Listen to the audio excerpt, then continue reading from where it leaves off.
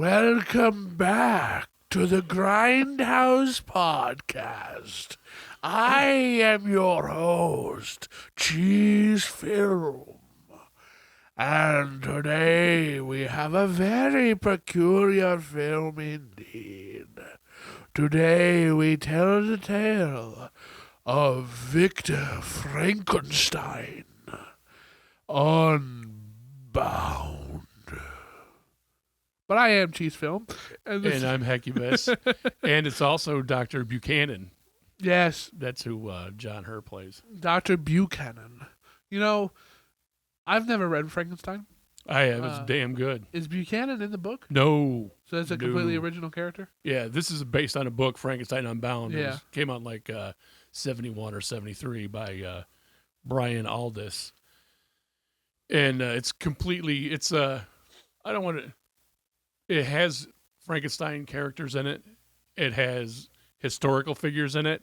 And it's complete science fiction. It's not real at all. This is not a gothic horror at all. No, it's not gothic at all, even though it takes place back then. Yeah. And it's Frankenstein, but it's not. And I will be making a comment farther on in the podcast about this once we get to the end of the plot. Because once I say it, it can't be unsaid. Okay. And it's very true. But coming at you from the... I mean, honestly, it's kind of... I'm not intentionally picking these types of movies. But this is another Rodger Corman film. Yeah. This is... showcased on the podcast. This is Rodger Corman's last film he directed. Still the last one? The last one. And he got $1 million to do it. He probably only asked for $1 million, though. Well, he got $1 million just to direct it. Oh, they paid him $1 million. Yeah, it's... I forgot what studio put it out, but it's not his. They paid him to be the director. That's and I even think he better. did a fabulous job. You know what's funny? There's a handful of Corman movies that I stand by as phenomenal films. Mm-hmm. A lot of the Poe the Poe ones are great. This is another one I think was actually insanely well done. Yes. Especially for being from the guy who's known for schlock. Right. I don't think it is. It's not at all. I wouldn't say it's a fantastic movie by really any standard. But I think it's a really good one. I think it's fantastic. Really good. I couldn't get it out of my head. I don't know why I thought of it a few weeks ago. Yeah. And I brought it up to you. And then I started looking, well, how am I going to watch it? And it's nowhere. It's nowhere. I don't even know if it's in print. I couldn't find it physically. No, I had to watch it on YouTube. Yeah. Of all places, I would ever think to find it. Yeah. It was on Thank YouTube. God. It wasn't on Tubi. It wasn't on Amazon. It wasn't HBO. on HBO or Apple. It wasn't even on Amazon. Freevee. Yeah. It was nowhere. This is a true cult classic because it's pretty much forgotten. Oh, yeah. It's from 1990. What's that? 30 years old? Ah, don't say that. I'm almost 30. Yeah, but so it's older than that. And I don't think anybody cares about it, and you should watch it. You know what's funny is I don't think I've ever heard anybody talk about this movie. I never have. I've never heard anybody talk about it ever. I'm not a big Frankenstein fan. Like it's cool. You see the one. If you saw the original Universal one, you don't need to watch another one. Right, except for Young Frankenstein. Yeah, but that's a whole different thing. Like this one. Yeah. Whole different thing. Watch this one. I think this was great. I watched this. I put this on at 11 o'clock last night and watched the whole thing. It's an hour and a half long. Got done at about 1 o'clock in the morning, and I was like, wow. It's good. I almost put it on again. Yeah, like it's, I didn't, when I saw Rodger Corman's Frankenstein, I was like, all right, well, I'm not going to be in for something great, but I'm going to be in for something at least entertaining. Mm-hmm. It's had John Hurt in it, which I thought John was Hurt and Raoul Juliet. Two big names. Yeah, at the time, really in 1990, they worked with Corman. Yeah. And then Bridget Fonda, too. Yeah. Because, everybody worked for Corman, but if you were working for Corman and your name was already known, right, it was probably not. You don't go thing. back to working with him. His motto was, "If you do a good job for me, you'll never have to work for me again." Yeah, that's a great motto. I love because he's in on it too. Right. Well, because he knows what he's doing. His book is literally, I made 200 movies and didn't lose a dime or right, whatever it is. something like that. So he's aware of who he is. But yeah, just to see these pretty big names in this movie and introducing a new one. Wow. That I hadn't even heard of. I haven't heard of him either, but I guess he's been in like 8 movies before this one. I didn't recognize him when I saw his real face. He plays the monster. But also, what's his name? Jason Patrick is in it as Byron. And Michael Hutchinson, who you don't know who that is. I've heard his name, though. He used to sing for NXS. And he accidentally killed himself. Oops. Yeah. But he was also in line to play Jim Morrison in the Doors movie. Oh, really? Yeah, and because he had the look and that kind of stuff. But okay. He's only really in this one scene. And they did good getting Val Kilmer to do it, that movie. But, yeah, this movie is it's a sci-fi movie. It starts in the future. And John Hurt. Too. Yeah, pretty close to where we are. Yeah. And John Hurt's making a thing. He's trying to make a weapon that's not going to destroy the world. Right. But will destroy your enemy. Right. And it ends up it disintegrates things. And it makes a rip in the time-space continuum. And yeah, it's a whole so there's a fabric. big cloud that makes is a portal to a different time. Right. Yeah. By the way, this is how this Frankenstein movie starts. Right. This is the beginning. It's set in the future where they are creating a particle accelerator to disintegrate military enemies, and they open up a hole in the space-time continuum. That is your start to Frankenstein. Right. Nobody has done that before, and nobody did it since. No, it's a great. That is such a bold way to start something. And I can't believe this didn't do better than it. Nobody's heard of it. It's something it's great. Look, I've heard of the remake of Dracula with the Francis Ford Coppola one. Yeah, I've seen that one. I've said the Bob De Niro Wolfman. Yeah, Robert De Niro Frankenstein, and the Benicio del Toro Wolfman. Yep. This one, I thought you should know those ones. Yeah, you should. It's that good. It's that good. It really is. It's got an interesting poster. Yeah, I love that poster. I'm a sucker for posters. I think, and like that was the cover of the DVD or the VHS tape. Too. Yeah. Does it really? That's cool. Yeah. But all right, so he's got. It's in the future, and William Hurt's car drives itself if he wants to. It has AI in it. It's a Tesla. Yeah. Before in 1990. It's got a huge computer that you can TV screen that you watch stuff on. Yeah. It's got a printer in it. It's a printer. Print a whole book in it. Right. Like anybody even uses a printer anymore. Yeah. I thought in 2031 everybody would be wanting to use their car printer to get a whole book. They would literally print out the whole Frankenstein book to show Mary Shelley that she's going to write a book. Right. But yeah, so he very calmly gets attacked. He goes to his home. There's kids burying a bicycle. Yeah. Which is a little surreal. Yeah. That was weird. And then a knight. A portal opens up in the sky. And a knight on a horse tries to kill him. Yeah. He's just very calm about it. Oh, well, that happened. And then he gets sucked up into it. Yeah. Him and his car. Yeah. Because the car is a character in the movie. The AI of the car is a the AI of the car, which is kind of a clever idea. It is. To have like the what's like the other? Kit. Is that the from Knight Rider? Yeah, the Knight Rider car. That's the one. Be his companion. Yes. I think that's a cool idea. It is. Yeah, it works good too, and it's sometimes it's comic relief, but it moves the plot along. He needs the car to do what he's needs to do later on. Mm-hmm. And here's one thing: he travels back in time. Okay, so then he travels back in time, and it goes to where Mary Shelley, the lake. I don't remember where it is, but she's there, and Lord Byron's there, and Percy Shelley's there, and I don't want to get these things out of order. So he sees Victor Frankenstein. Yeah. Who the introduction to him is great too. It's in a bar. I had something written down for this. He makes a comment about his clothes. Yeah. He says, I'm from America. Yeah. And he said, yeah, where I come from, this is proper attire. Right.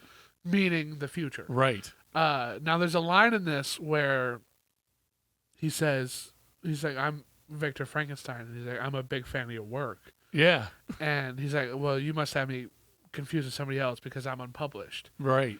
I think it would have been a way awesome line to then put that back in there and say, not where I'm from. Right. Because I think that would have been really, because he wouldn't have cool. played, he ignores it, but like, that would have been a cool It would have worked line. in this movie too, because like most time travel movies, they're like, you can't mess with anything. You'll screw up the future. John Hurt doesn't give a shit. They give a. He shows him her car. He says, you're going to write this book. He says, the book. I know you, Frankenstein, and this is what you do. He's like, he don't care. He's like, rules of time travel. What are those? Yeah, right. He literally throws it all out the window. He does whatever the hell he wants to do. Right. Without any repercussions at all. Like there's no like, oh, I'm going to alter the future here. He's like, no, we got to save that girl. You're going to do it because you're supposed to do it. I think that was something I was thinking about too, because there's no consistency with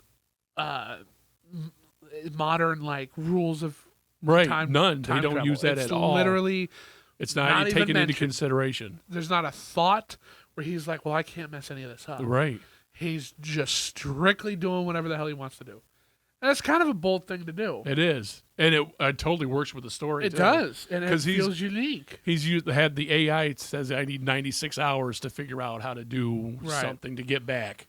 Because it can't connect to anything. Right, because there's no satellites or anything. There's nothing to connect to, yeah. Yeah, so he meets Frankenstein.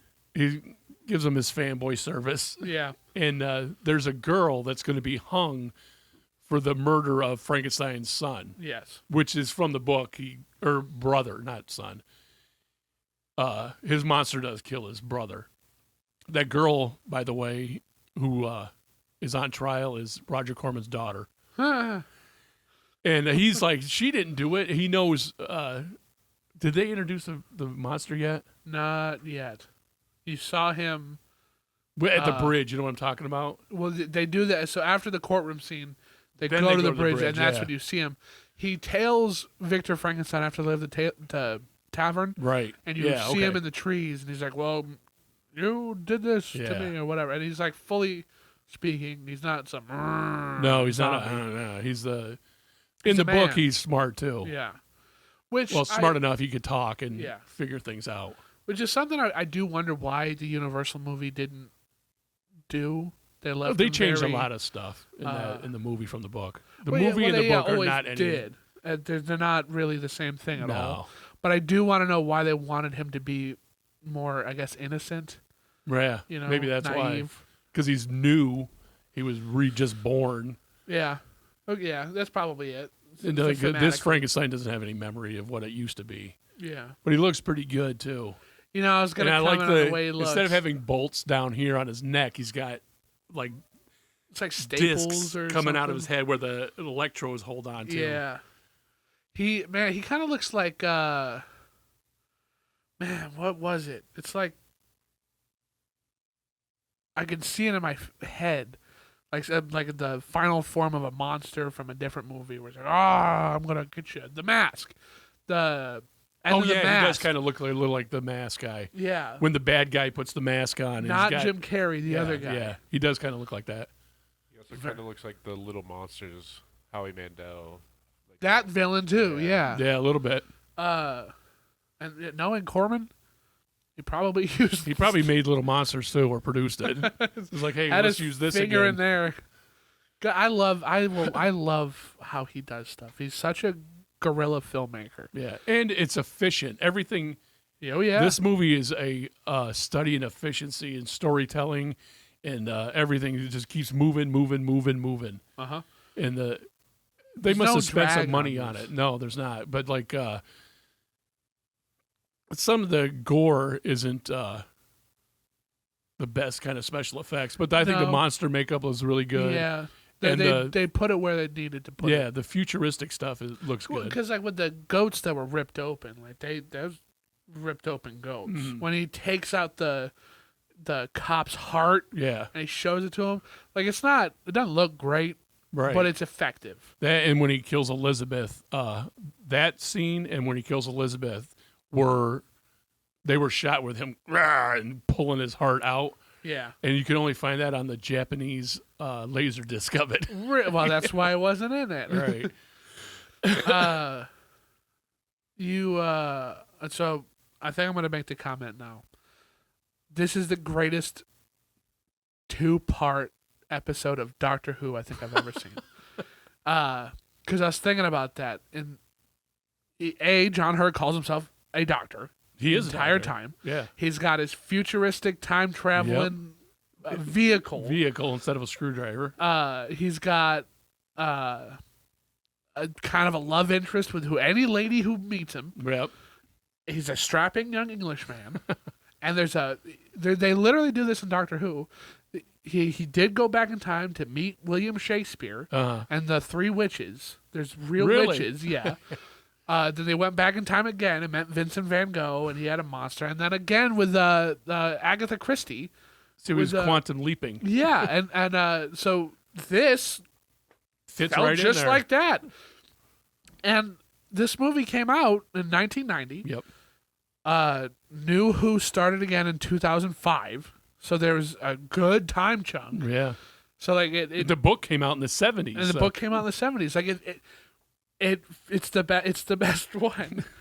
And it's cool that they kind of parallel each other like that. Yeah, so like that if is you're cool. a fan of like David Tennant's Doctor Who, you're probably gonna love this movie because it feels like it's one of those episodes. Is he the older guy that was in the Suicide Squad? No, he's the guy who came back. Okay. Okay, I know what you're talking about. He was in Harry Potter. I know what you're I don't know if he got his transfer back into Marvel yet. Everybody seems to be going to Marvel. And he's one of the, like, if you Google Doctor Who, you find a picture of David Tennant. He was in The Good Omens. I know who you're talking about. Okay. And it's not David who I Tennant. was thinking of. That's all. Now you're thinking of Peter Capaldi. Yes, that's And who I'm thinking I of. love Peter Capaldi. And John I Hurt met Peter Capaldi. would is a good stand-in for Peter Capaldi's Absolutely. Doctor Who.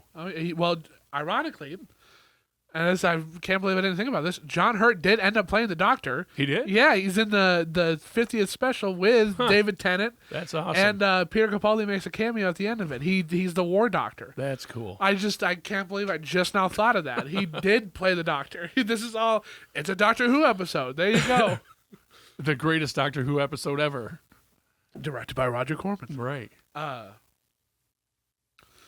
So the story continues. He tries to get Victor to save the girl because he knows the monster killed his brother. Right. And Victor kind of shines him on a little bit, tells him to give a note to his fiance. Yes. That just says, "Hey, how you doing, baby?" Yeah, it wasn't a real No. to save him or anything. But that's what I was going to mention too, because Raul Julia does a great job in this. Victor He's Frankenstein? fabulous. It's really too bad that he died. Yeah. He was phenomenal. He was just starting to really rise, and it's just too bad because he does a great job in this. He might be one of my favorite Frankensteins. Yeah. If he Gene might be. Wilder wasn't funny as all get out in Young Yeah. Frankenstein, Raul Julia would be my favorite Frankenstein. I Because think he's done a like great job. he's a Well, mad scientist. Yeah, and He doesn't care about the consequences of his actions. At all. What he's doing is more important. Yeah, Just like John Hurt, and that's why he says in it, "Meet my Frankenstein or my monster." yeah, When at the end of the movie, and so basically, his whole time is spent waiting for his AI to figure out what to do, which it says, "Well, nothing. It won't work." yeah. And the monster, like in the book, wants a mate, kills his fiance, and Victor wants her back, so he reanimates her. And that's the whole point of the movie. And John's like, "You can't," or Buchanan, "You can't do that." Yeah. it's what you're doing is wrong, and I believe me because what I know I'm doing is wrong, and it's got to stop. But he just keeps going. Well, there's a line there where I think they ask him if he believes in God. Yeah, He's like, "How can I? I'm a man of science." right. And then Shelley Mary Shelley. Well, I forgot her last name because they're not married yet. Says, "Oh, so science is your religion?" And he's like, "Yeah, I never thought of that." And he's all impressed by her and stuff. Yeah. Not Jane Fonda. Bridget Fonda does a great job too. Every stellar performances in this lower budget movie. Oh yeah. Good special effects. It's well worth watching, and it's just so cool. But so he says, "How can I'm a man of science?" But then when John Hurt and Frankenstein go up to the tower, Frankenstein with the monster is like, "Well, where did you come from?" Right. And he's like, "Well, God, I suppose." And he's like, "Well, what's God?" Yeah. He's like, "Well, why don't you talk to?" Ask Victor about that. Yeah, because he's playing God. Yeah. And it's. I like that we feel like we are sitting next to John Hurt. Like he's not like we are all in on it. Right. Showing them all this stuff. We are the advanced ones. We know what's going on. And it's cool that it doesn't treat the audience like we're stupid. Nope, not at all. Because it would be very easy to do that. Like, just hold our hand like, that's Mary Shelley. Yeah. You know, like, and all this stuff. But it doesn't. It's very mature in its storytelling. It is, and it doesn't care. Like, he tells her everything about her. He's like, you're Mary Shelley. What? So we get married? Oh, congratulations. Not, oh, shit, I shouldn't have said anything. Yeah, you're going to get married. Congratulations. He gives her book. Gives her that she doesn't read. No. And she says, do we die young and all this? He's like, do you really want to know that? Yeah, do you want to know that? He would have told her everything about her life that he knows. And she says, I think I'll relive my life. And that's cool as hell. That's a great too. line. Yeah. The script on this is surprisingly well written. It is. Again, Rodger Corman co-wrote it. He wanted to make this. When Rodger Corman wants to make the movie, you can tell. Yeah. Like, again, like I go back to those Poe movies, but like they're written really well. They've got the dialogue in it is pretty solid. Mm-hmm. And that's the case here. Like there's a lot of care in this that you wouldn't expect from a B movie, right? Let alone a Corman movie, let alone a Frankenstein remake of a book that isn't Mary Shelley's Frankenstein. Right. Everything in this should add up to be just a complete and utter mess. Yes. Fantastic success. It is. I think he knocked it out of the park. With I this do. one. I do too. And look, that's a guy who I will always come to the defense of a movie I like that nobody else likes. I don't think if you were to watch this, I don't think you would not like it. I think you would agree with this. You would have a good time with it. Because it's at the bottom line, it's a fun movie. Mm-hmm. B, the acting is superb. Yes, I think it there's is. a couple top notch shots that I would differ from, like when the guy on the horse comes out of the time rift and he like freezes and then zips back. I would have done some different things there. I personally. But it gets the point across, it gets the story across, and it works looks really good. well. And it looks pretty good. There's a big hole ripped in the sky, and you can see on the other side of it is infinity, and it just looks great. I love the way the cloud looks. Yes. I love that it's a cloud. Yeah. And I love that it because it's a rip in space-time, it doesn't go away. Yeah. Like, it's just always there. And it's there in the past. Yeah. And it came, it's great. It's such a good idea. I also like how nobody cares.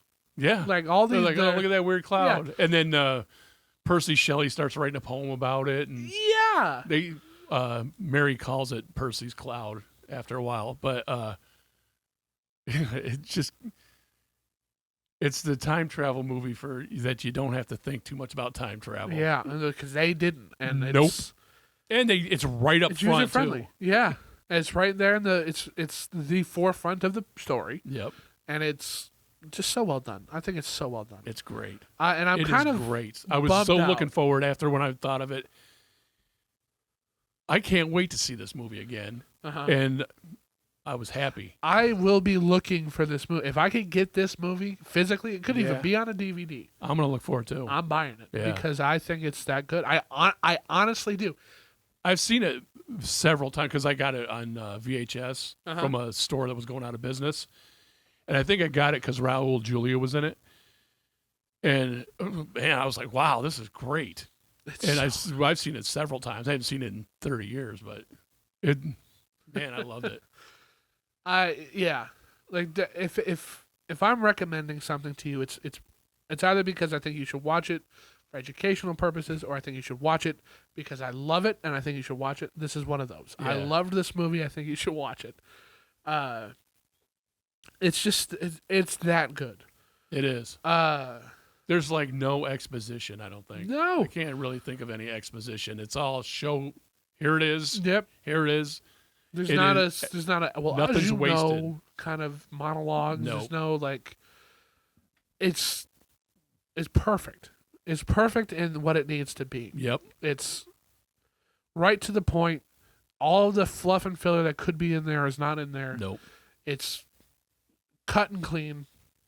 Like 90 minutes long, I want to say. I think it is. About And it's just a well done movie. And it's honestly like bravo to Rodger Corman. yes. He did a great job, and And the makeup effects are really good. somebody needs to put on a box set of Rodger Corman's unknown movies. Yeah.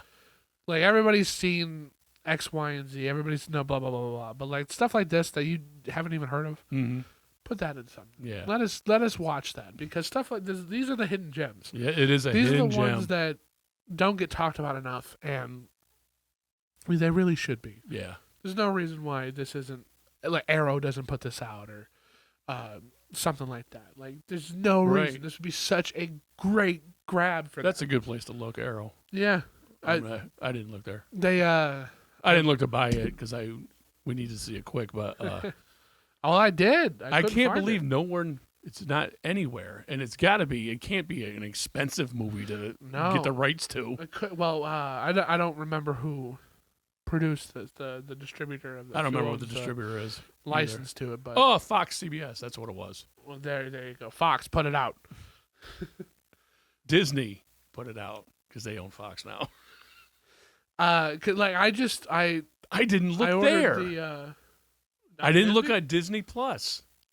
Yeah, it's gonna be right there next to It's Yeah. Always Sunny in Philadelphia. Yeah, right. Which is so surreal. That is, It's so surreal. that is not a Disney show. you go on to Disney Plus, and on the For You little tab, it's like Bambi, Predator. you're like what? But that's what you get when you're a Monopoly. You Yeah. get all that stuff. One time I wonder what movie it was. It was a Disney movie. It might have been The Black Hole. He said, and Walt Disney is rolling in his grave right now because he would not have put out anything like this stuff And, well, that look they've at got where on there. they Like, are It's now. Always Sunny in Philadelphia would have never. It wouldn't have been a Disney No, property. he would. He wouldn't have had any interest in buying that. Nope. And even more adult things were all Touchstone for a long time. Yeah. And now Deadpool's not on Touchstone or Buena Vista. It's got the Yeah, everything. what was I just about to say? Oh, Disney he was a family man Yes. first. A lot of his animators I don't know how true this is. I heard this through, I don't remember the original source. It might have been a documentary. But some of his old animators, they were buddies of his. It was his birthday, and they animated Mickey Mouse doing something that Mickey Mouse shouldn't have been Oh doing. yeah, And I've he- heard that. And he laughed at it. He thought it was Yep. really funny. He was like, "Wow!" And then fired them all. Yep, fired him. All of them. Yeah, Because, like, I've heard that funny story joke, too. But, like, he got rid of them all. yep. So, seeing this on Disney Plus would be I something. gotta check to see if it's else. on Disney Plus. That would be something else, especially because the version I watched was crappy. Yeah. And on Disney Plus, it'd probably be a nice picture because the At least colors are 1080p. fabulous in this movie. The colors in It's this very movie, colorful. It looks like vomit. It's so colorful. it looks like vomit. It's so colorful. I like that. Yes. If it looks like vomit, that's a thumbs up. That's what we should do. We should if it gets the Grindhouse seal of approval, we'll say it looks like It vomit. looks like vomit. But yeah, all around fantastic film. Yes. A lot of fun. And I don't see it, needing like a sequel or a reboot. It's No. just as good as it is. Yeah, it is fine, just the way it is. This is one of those ones. It being made so long ago, the futuristic stuff, you wouldn't want to redo that. No, it dates it. Yeah, it dates it and then leave it there. Yeah. Because we don't live in that reality. He changed everything Exactly. by not giving a shit when he was in the past. I also like the way the movie opens. The credits? The credits. The title scene beautiful. It's amazing. I love it. It reminded me music is of great too. The Ravens title credits, where it's got like the. I want to say they shot it through like a glass pan. Yeah, it and looks it's like all that. paint and watery. It's so cool, and he does a good job with stuff like that. Yeah, like he the graphics in these are amazing. Yeah, I really really like them. and this doesn't disappoint. But when he's walking, I don't know where he's walking, but it's like windy and they got the snow and all that. He's got the hood up. Yeah, So You I mean at the should very probably beginning? the very beginning. Yeah. I should probably start where the time shift started. Yeah. And you'd say, "Oh, okay, that's the kind." I thought I misheard it. I honestly thought I misheard. I thought he was going to make a Frankenstein monster, not go back in time and meet Frankenstein's monster. Oh man. Yeah. But yeah, solid blast. If you got a Friday afternoon night, you watch this movie. Definitely. Do yourself a favor. Do and yourself watch Frankenstein a favor. Unbound. Rodger Corman's Frankenstein Unbound. There's a handful of Rodger Corman movies I say you have to watch, and this is on that list. Good. I'm glad you liked it. I did. I'm very glad you gave me that suggestion. And it's funny because if you wanted to give us a suggestion, you can. You can comment it down on the video, or you can send us a message on the grindhousepodcast.com website. It's a great way to get in contact with us. Yeah. But check out this movie. It's so good. It's so good. It's so good. Hey, that's a cool shirt you got on. Hey, thanks. You can buy this at the. Go to the link in the description. Go to the link in the description. There'll also be a link on the website too. We'll attach that there. Yeah. Official Grindhouse merchandise coming to you as soon as it comes to us. But yeah, again 2 thumbs up, bucket full of vomit. It's for me. Like and follow. Share the video. Subscribe. Please stick around. This is just a community of people who love movies. We're on Facebook. We are on Twitter. We are on TikTok. We're trying to get that Instagram up and running. Anywhere you want to reach out to us, we're probably there. We're on Apple, Spotify, iHeartRadio, Audible, Amazon. We're everywhere. You go to Amazon right now, you type in the Grindhouse Podcast, we do pop up. That's awesome. It's so cool. Leave us a review on IMDb. We're also there. We're everywhere. And definitely give us suggestions because I'd like to see things I've never seen before. I do too. So please leave a suggestion. Drop something. A couple weeks back, we did The Land That Time Forgot. Hadn't even heard of it. Popped it in. That was a suggestion from you. So please, by all means, let us know what you want. Yeah. Because we love movies. There's nothing we're not gonna like dread it. We love to watch movies. Right. And we love to talk about movies.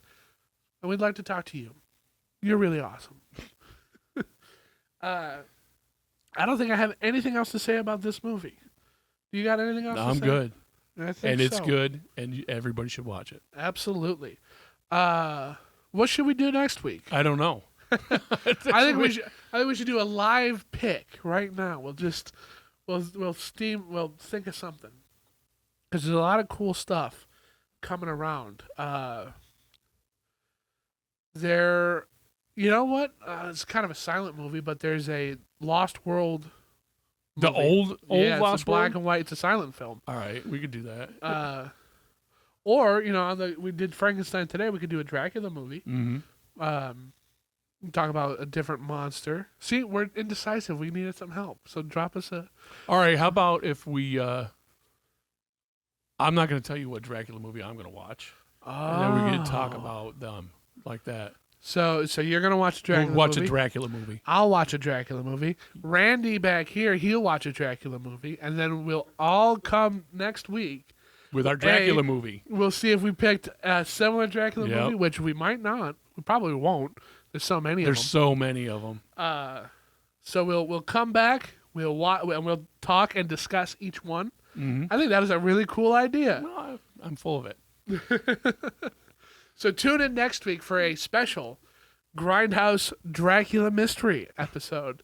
And you know what? You watch Dracula movie too, and we'll talk. And you talk with us about it too, because we love talking about movies.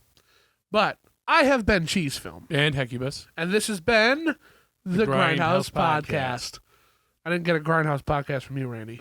Give him a Grindhouse Podcast. Grindhouse Podcast. Grindhouse Podcast. Cheese Film out.